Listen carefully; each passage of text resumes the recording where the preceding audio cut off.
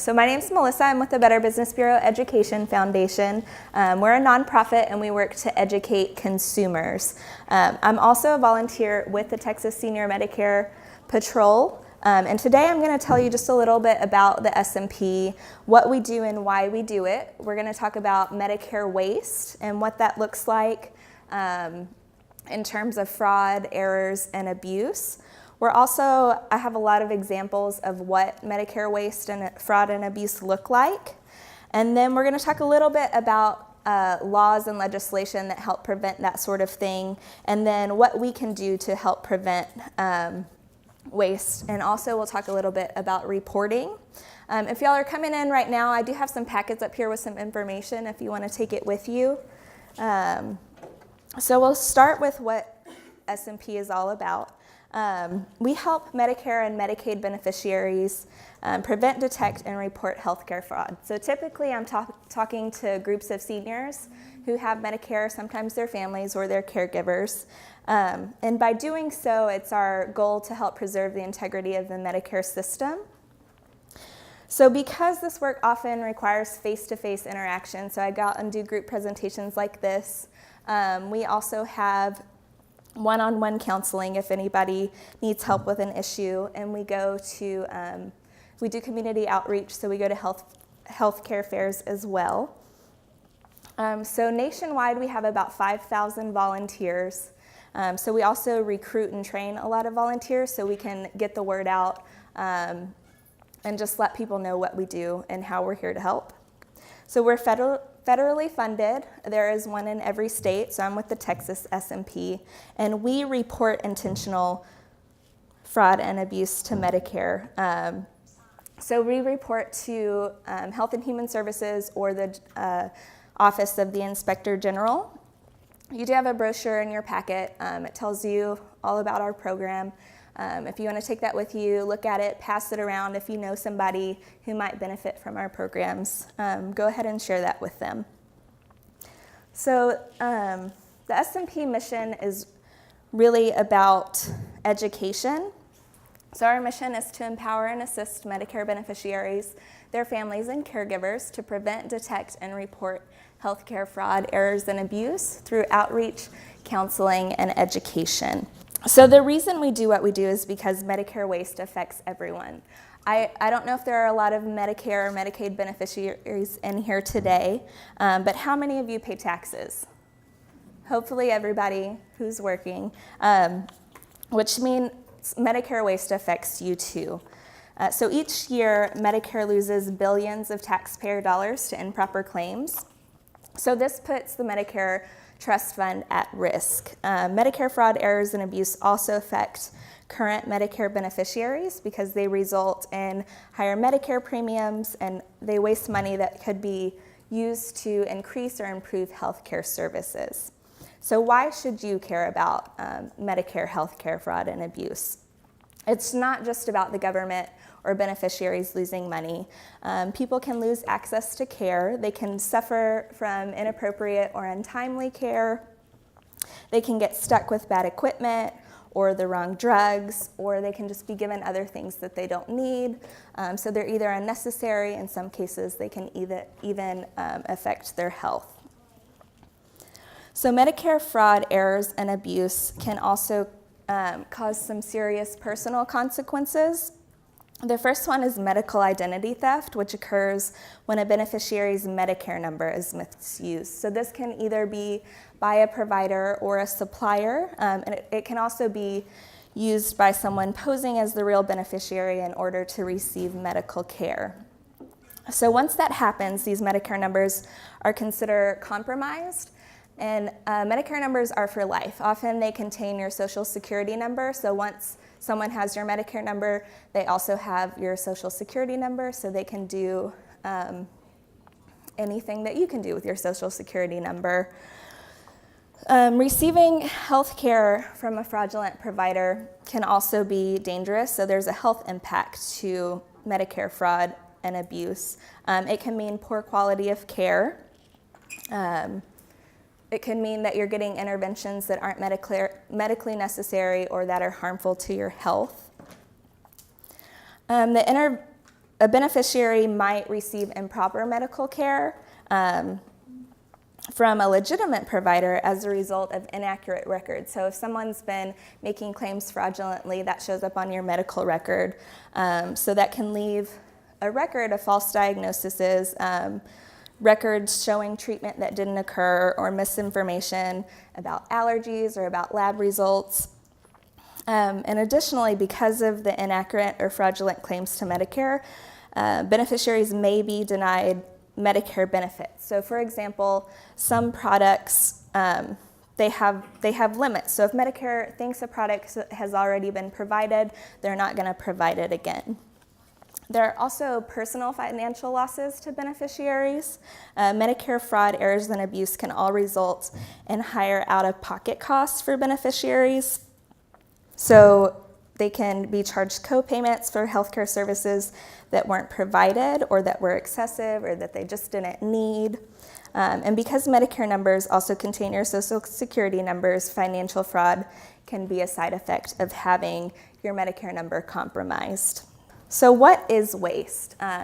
Medicare waste comes in three forms: fraud, errors, and abuse, and it just means using products or services carelessly or inefficiently. So we're going to talk about the difference between fraud, errors, and abuse. Medicare fraud involves intentionally billing Medicare for services that were not received, or billing for a service at a higher rate than is actually justified. So the key word for fraud is intentionally. That's someone deliberately deceiving the Medicare system to gain a benefit that isn't authorized. And then Medicare abuse occurs when providers supply services or products that aren't medically necessary, or that do not meet professional standards. They're very similar. A lot of times fraud and abuse overlap. The only way to really tell the difference between fraud and abuse is through a review of the claim and ultimately an investigation. And what investigators are trying to determine is intent. So these are a bunch of examples of fraud and abuse. We're going to talk a lot today about billing, because there are all ways you can defraud the Medicare system through fraudulent billing practices. So billing for excessive treatments or supplies, or billing for something that's not actually needed. Obtaining or giving Medicare numbers for free services. So we talk a lot to our audiences about being wary of anyone when they try and offer you something for free. They'll say it's free to you, but then they'll ask for your Medicare number. And if they ask for your Medicare number, it typically means that somebody's going to pay them, so it's not actually free. Improper coding could be a form of fraud or abuse. Unneeded or excessive tests, and then using another person's Medicare number, or letting someone else use your Medicare number to receive services. So in addition to fraud and abuse, it's also important to consider errors. So providing medical care and billing for that care can get a little complicated. There are a lot of steps which may lead to errors. Most of these errors are just simple human mistakes, and they're not the result of a physician or a provider trying to defraud the system. So sometimes what might seem like an error could be fraud or abuse, but what you might think is fraud or abuse could turn out to be just a simple human error. So the only way to really tell, again, is to have someone review the claim and then an investigation if needed. So one question you might have is, why is Medicare such an easy target? And it is an easy and desirable target for thieves for a few reasons. First off, Medicare has a really prompt payment system. So they're required by law to pay claims within 30 days. They also pay over 4.4 million claims a day to 1.5 million different providers. So there's a lot going on. So there's time limitations, and Medicare, because of that, Medicare reviews fewer than 3% of all the claims that are submitted. So it's easy money, it's less dangerous than selling drugs, and there is less prison time. There are also just so many avenues that scammers can use to defraud the Medicare system. There are equipment and supply scams, home health care and hospice fraud, prescription drug schemes, ambulance service fraud. And then the most famous one that I'm sure we've all heard of is the scooter scam. Have y'all heard of that one? We're going to talk about it if you haven't.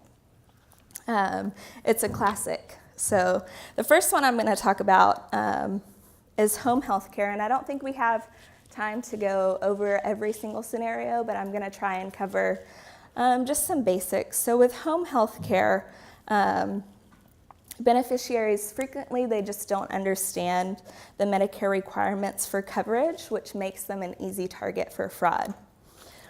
So I told you we were going to talk a lot about billing today. So this is the same. There can be billing fraud or abuse in almost everything that I'm going to talk about today. So with home health care, you could bill for a visit that's not provided.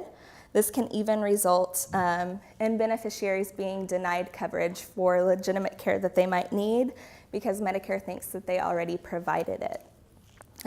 Billing for more days than was provided, or billing for skilled nursing care when no skilled services were provided. That could also mean billing for someone seeing a registered nurse, but only a nurse's aide or a CNA came. So if they send inappropriate staff, that could be another sign of abuse or fraud. With home health care, there's also an opportunity to falsify records or home health care orders.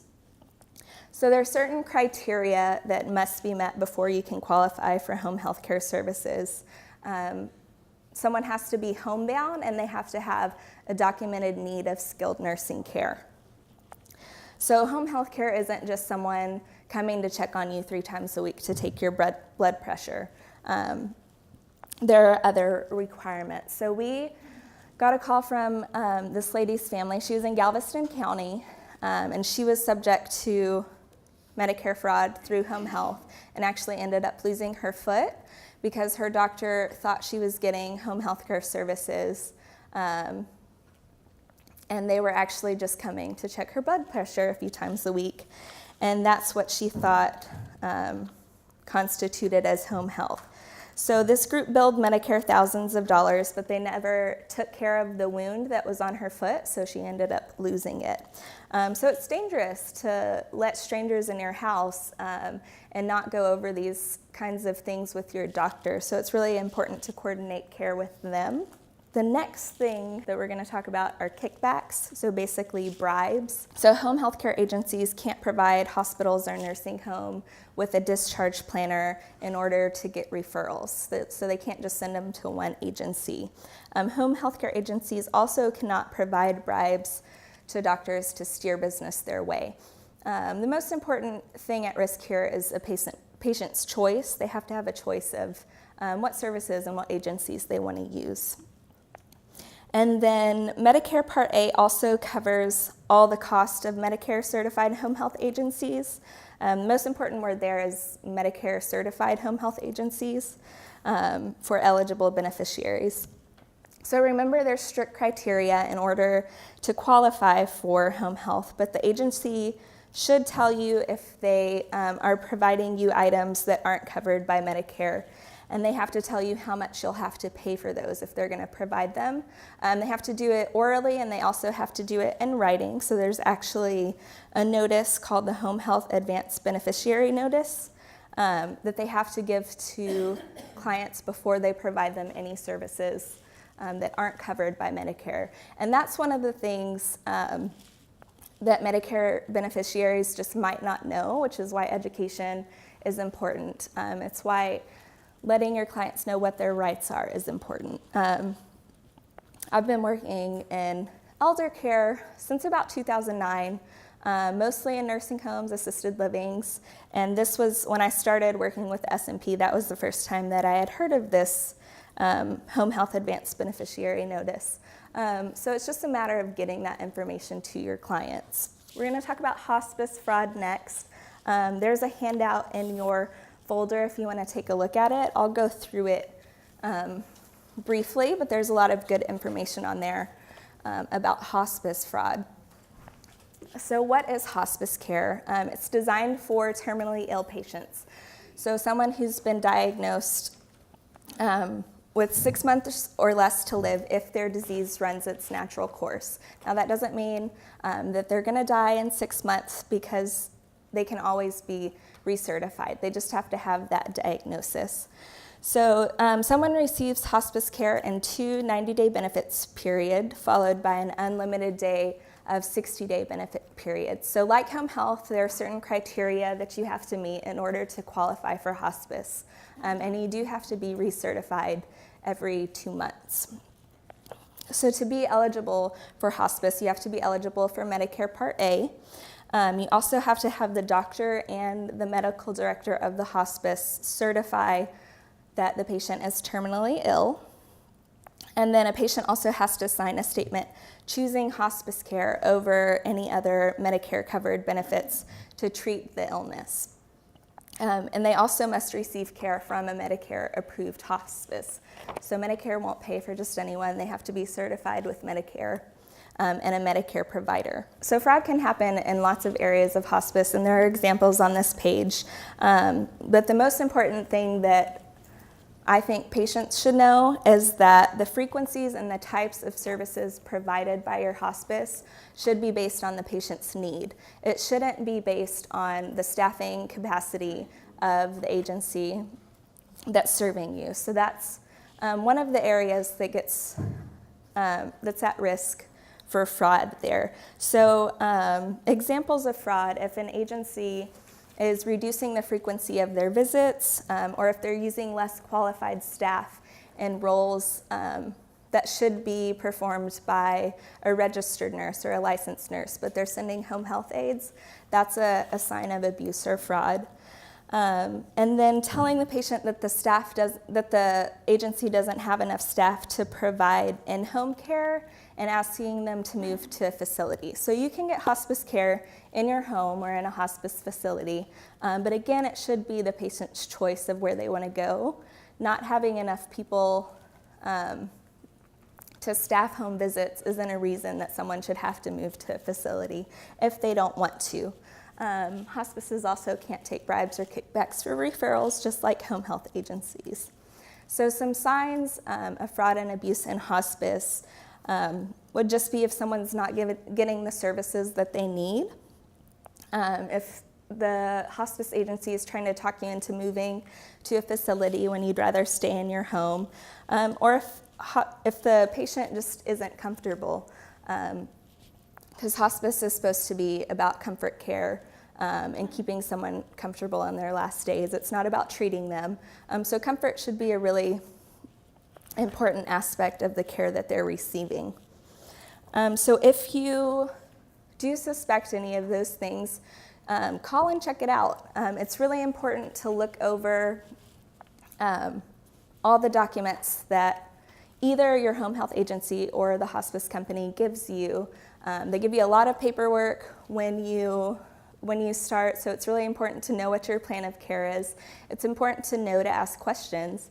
It's important for your clients to know to ask questions and to know what to expect from them. That way they know that if they're not receiving the care that they're supposed to be getting. So the next thing we're going to talk about is mental health services.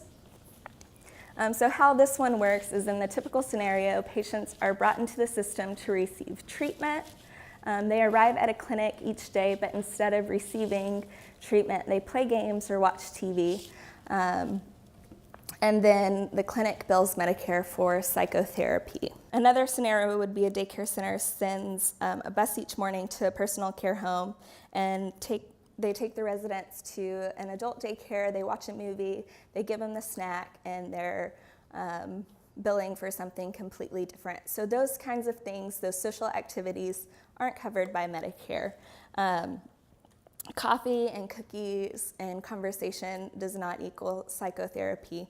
So people are just misrepresenting what their services actually are, and they're billing Medicare for it. DME suppliers have a lot of opportunity for fraud and abuse because it's in these situations, it's really easy to obtain Medicare numbers.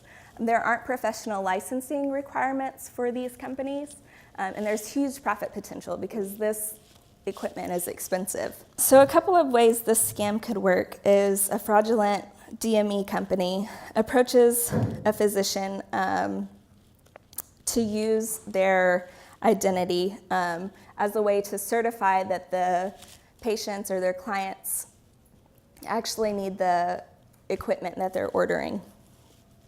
So the same company might have stolen or otherwise purchased those Medicare numbers, and they're billing Medicare for goods that either the patient doesn't need or they didn't ask for, or that their doctor didn't certify. So typically no actual equipment is delivered to the beneficiary. They may not even know that equipment is being billed to Medicare in their name or with their number. So it's really important just to know what's being billed to Medicare in your name, especially when it comes to equipment and stuff. And we're going to talk a little bit about how to detect that sort of thing, what's being billed to Medicare in your name, and what to look out for. So there's always room for bribes and kickbacks. Sometimes beneficiaries are aware of this kind of fraud, that their numbers are being used, but they're being offered cash for the company to use it, and the company is making lots and lots of money off of those Medicare numbers. So it's important not to let anyone except your physician or your office handle your Medicare card.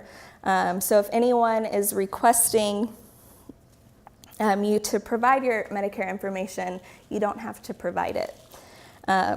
And then never accept free medical equipment or services in exchange for your Medicare number. I told you earlier that warnings about free stuff is one of the things that we talk a lot to our clients about because nothing's really ever free. And then this is just an example of one of the equipment frauds.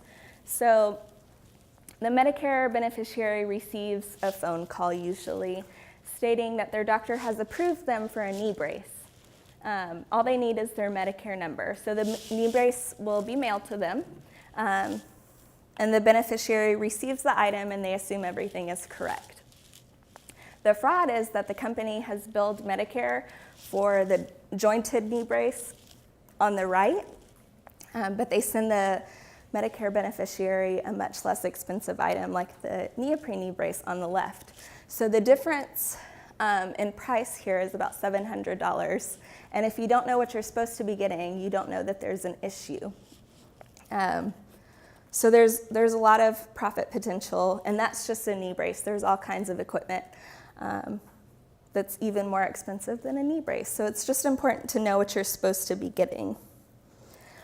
And there's more equipment and supply schemes. So with equipment and supplies, there are marketing regulations about how to market your services or your products to clients.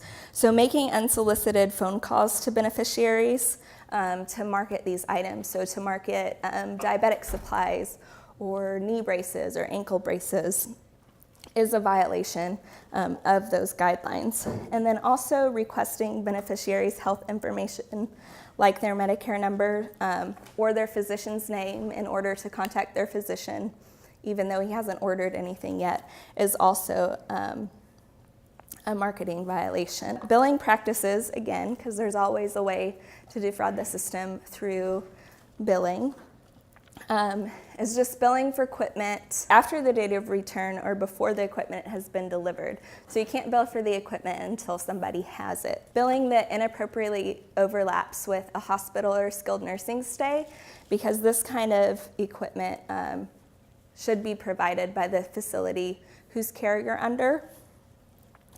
And then refusing to pick up equipment after somebody's requested that you come and pick it up, and then still billing for it and not coming to get it. If you don't come and get it, that's fine, but you can't keep billing for it. And then another one is providing off-the-shelf items instead of more expensive custom items. So an example would be providing like shoe inserts when they're billing Medicare for a custom diabetic shoe. And then also falsely documenting medical necessity for any of the equipment or supplies. So completing documentation to show medical necessity for a patient not professionally known by a physician who has signed the order, or a supplier completing sections that should be completed by a physician. So we got a stack of faxes in our office, and they all looked exactly the same. So these companies will send over just stacks of orders for the same thing and request that the physicians sign off on them. So that's just one way for, if it's an unethical supplier and they are committing fraud, that's just one way for them to obtain documentation, even if there's not a true necessity. And then the dumping of supplies is just what it sounds like. It's providing excessive supplies. It's providing more supplies than could actually be used by the beneficiary in the time allotted. Delivering supplies that someone doesn't need or they didn't ask for. And then offering free meals, food or nutritional supplements, and billing Medicare for liquid nutritional supplies. So Medicare doesn't pay for, they don't pay for Ensure, they don't pay for a meal to be delivered to your house once a week. The only time they'll pay for nutritional supplements is if you have a feeding tube. So the last one is a classic. It's the scooter scam. So someone will ask you, they'll call or ask you if you need help getting around because you may qualify for a motorized scooter at little or no cost to you. So Medicare has very strict guidelines on who qualifies for these power mobility devices because they're so expensive. So if your doctor happens to confirm that you meet this long list of requirements, the devices can only be replaced after 5 years of continuous use because they're so expensive. And because they're so costly, that's why they're a big target for fraud and abuse. So with these, and not just with this scam, but with all kinds of scams, especially targeting the elderly from what I've seen, people will use scare tactics of some sort. So sometimes they'll tell the beneficiary that Medicare is running out of money, so they need to use this benefit now, otherwise it may not be there in the future. So getting equipment now for possible future needs, if you don't actually need it right now, it doesn't adhere to Medicare guidelines, so therefore it is illegal, but it can also affect your future benefits. So getting a scooter when Medicare was billed for an electric wheelchair can impact you in the future, because if you're getting a scooter, it means that you can walk some days. Scooters are used when you just need help getting around. Power wheelchairs, on the other hand, which are much more expensive, means that you're bedbound or you're chair-bound and you can't walk at all. So in the future, if you ever need, say, a walker or physical therapy, Medicare isn't going to pay for it because they already paid for this expensive electric wheelchair. Those are all the scams I'm going to talk about today. There are many, many more and all kinds of ways you can defraud the system. So what is being done to prevent it?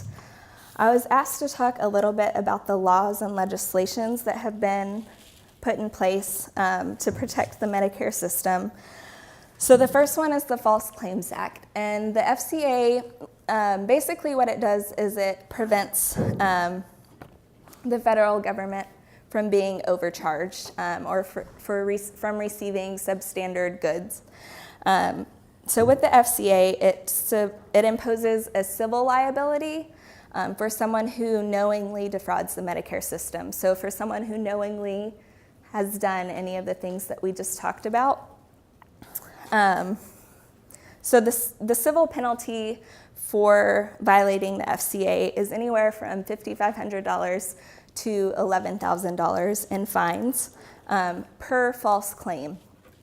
So if you've been doing this over and over, you can be charged that much for every false claim that you've submitted. And then also up to 3 times the amount of damages sustained by the government. And then the next one is this anti-kickback statute. We talked a lot about bribes and kickbacks. They're not allowed. So what the AKS does is it makes it a criminal offense to knowingly and willfully accept or offer bribes. So the civil penalty for that one is up to 3 times the amount of the bribe, so the money received or paid out. There's also a criminal penalty that can involve fines, but it can also involve imprisonment. And then you have the physician self-referral law. This keeps doctors from referring patients to a company that they have an interest in. So if they also have stake or some kind of ownership in a home health care agency, they can't only send their clients there. They have to have a choice of where to go, so they can't just refer people to a place that's going to benefit them financially. So the penalty for physicians who violate that law, it includes fines. They also do have to repay the claims that they submitted, and then they are also at risk for exclusion from all federal healthcare programs. So we'll talk about exclusions in just a second. There's also a criminal healthcare fraud statute, which prohibits knowingly and willfully executing or attempting to execute a scheme to defraud a government system. So any of those scams that we talked about,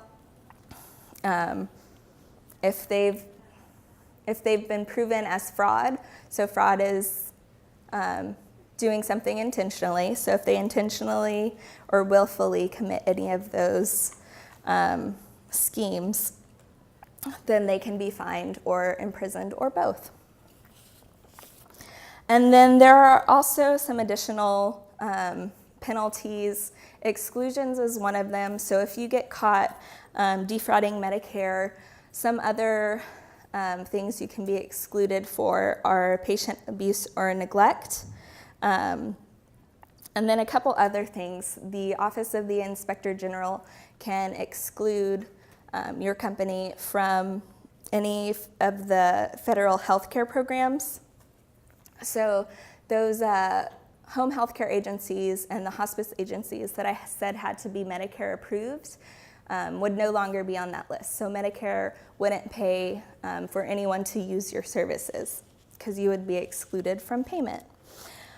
There are also civil monetary penalties for up to $50,000 if you commit these kinds of frauds, and then again up to 3 times the amount of the claim. So some of those violations would be presenting a claim that you know is for an item or service not provided as claimed, or that is, or if it's a fraudulent claim. Violating the anti-kickback statute can also get you that civil monetary penalty also.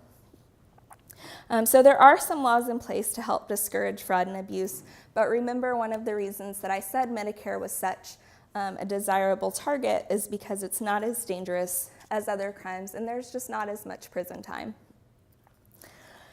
So what can Medicare beneficiaries do to take charge and help to prevent Medicare fraud and to detect errors and abuse? So we've come up with 3 steps. The first one is to protect. So first, protect yourself from Medicare fraud and abuse with these do's and don'ts that are listed right here. So do treat your Medicare and Social Security card and numbers like you do your credit card.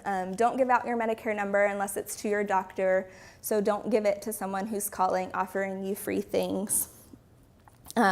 Watch out for identity theft. Scam artists not only use your Medicare number to defraud the Medicare system, but since it includes your Social Security number, they can take out credit cards in your name, or they can open lines of credit and just ruin that for you as well. Do be aware that Medicare doesn't call or visit to sell you anything. So you have salesmen that are going door to door offering meal supplements or heard that you need a knee brace, that your knee is bothering you. Medicare isn't going to send providers to come by your house. The only time that they'll call you is if you have a complaint out and they're calling to review it, or sometimes they call you about surveys. But that's really the only time Medicare will call you. So always be cautious of free medical services. If it sounds too good to be true, it probably is. And then share this information, pass it on.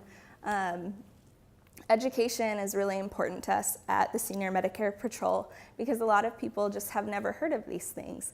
So it's really important to share the information that you know. Second is we want you to be able to detect Medicare fraud and abuse. So even when you do everything right, there's a chance that you could be a target of healthcare fraud.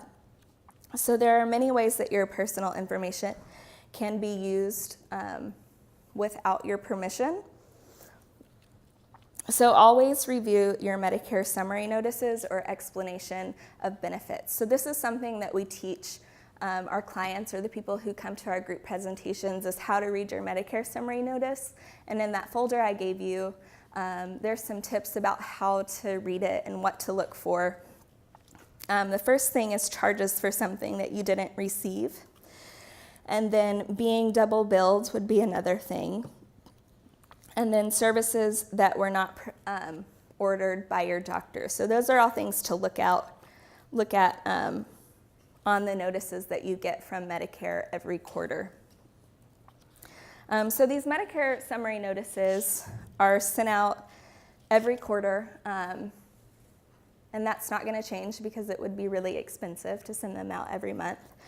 So what CMS has done, which is the Center for Medicare and Medicaid Services, is they have mymedicare.gov now, and this is a place where Medicare beneficiaries can go to view their most recent claims and their Medicare summary notices. So they can view a claim within 24 hours of it being submitted, as opposed to a few years ago you had to wait 3 months in order for it to show up on paper. So knowing how to read your summary notices and utilizing mymedicare.gov. So at mymedicare.gov you can also check your Part B deductible statuses. You can view eligibility information for services that you might be eligible for.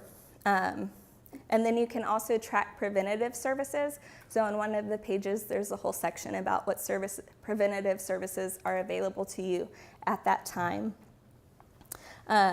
You can also find Medicare health or prescription drug plans, so you can shop and compare plans on mymedicare.gov. And you can also access your Part D claims, and Part D is your prescription drug insurance. So mymedicare.gov has a potential to be a really effective tool for Medicare beneficiaries. So our goal is teaching people how to use mymedicare.gov, letting them know that it's an option and all the things that are available to them online. Another way to help detect fraud and errors and abuse is with a personal health care journal. And I didn't give you one in your packet. Usually we give them to all of our Medicare beneficiaries. We have a journal where you can keep everything in one place. So anytime you're having a health issue, anytime you go to the doctor, what the doctor says, how you're feeling, put it in a journal. We provide these, but you can put it in a notebook, you can put it on a calendar, just a way to keep track of what your doctor says, what they say at doctor's appointments, what you should be looking for in terms of something that he or she has ordered. So this is just a tool that we have for our beneficiaries. I brought a couple with me if you know someone who could use them. I think there's also instructions on the inside of your folder about what kind of information goes in these types of journals. But it's just one more tool for beneficiaries to be able to use. And then the third step is reporting suspected fraud. So if you do suspect fraud or abuse, report it. This helps other people from becoming victims as well, and it'll save your Medicare benefits. So the first thing, if you have a question about that, anything on your Medicare summary notice, is contact your provider. It could just be a simple mistake. It could be like an error like we talked about. It could be a wrong keystroke. So contact your provider first, give them a chance to explain it and let you know why it's there. If you're not happy with that, or if you're not comfortable contacting your provider directly, that's when someone can call the SMP, and we just help counsel them about how to go about that and how to ask those questions. And then the SMP reports complaints directly to the Department of Health and Human Services. So we gather all of the information about the alleged abuse, because there are a lot of questions that they ask. And then the Office of the Inspector General actually handles the investigations. They also have a hotline where you can report suspected fraud and abuse, and it's this is their phone number. Our phone number is on top, and then they have the Inspector General's hotline number. And then their email, you can go online and find information. You can also mail them a letter with all of this information in it as well, so there's a lot of ways to contact them. So complaints should include just sufficient information for their office to determine whether the complaint warrants review or investigation by the Office of the Inspector General. So these are the things that you need. You need the identity of the wrongdoer, so the provider or the agency, and you also need the identity of the victim, a description of the policy that was violated or any other misconduct, the effect that caused, so money lost, and then obviously the dates of when it occurred. If you have any witnesses, that would be helpful too. An address and telephone number of the named complainant so they can be contacted. And then just a complete narrative, an explanation of the nature and the scope and the time frame of the suspected fraudulent activity.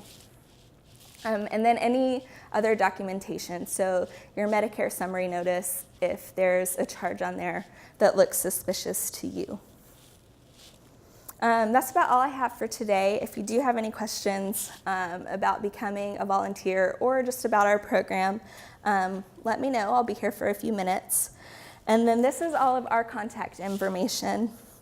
You can check out our website or you can call our hotline if you need to report suspected fraud or abuse, if you would like to go through training, or if you know a group who needs speakers, or if you'd like to volunteer. So if you have any questions, let me know. I'll be here for a little while, or you can ask them now. That's it.